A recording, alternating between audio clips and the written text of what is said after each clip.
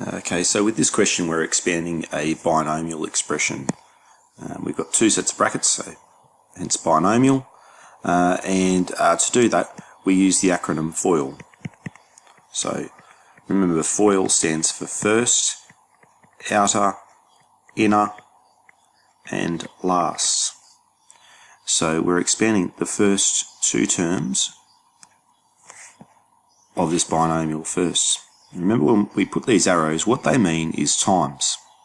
So when we're multiplying these first two, we go 3a multiplied by 2a, which is 6a squared.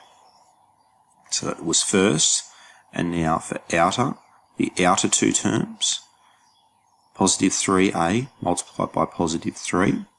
Well, it's positive and a positive give a positive. 3 times 3 is 9, and then we need a on the end. The inner two terms, now this time we've got negative 8 multiplied by positive 2a. So a negative times by a positive will give a negative answer. 8 times by a 2 is 16, and then we need a on the end. And then our last two terms are negative 8 times by positive 3. Negative times by a positive gives a negative.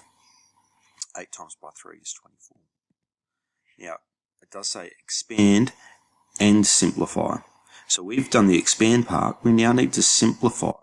So we look at this term, what we've got left in it, and we've got to collect the like terms. So the like terms are the terms that have the same variable part, which is these two terms here, these two inside terms, which is usually what we end up getting. Okay, so the 6a squared doesn't have any like terms, so it stays by itself. Then we've got positive 9a minus 16a. So positive 9 minus 16 is negative 7a. And then we've got to have our minus 24 on the end. That's our final answer.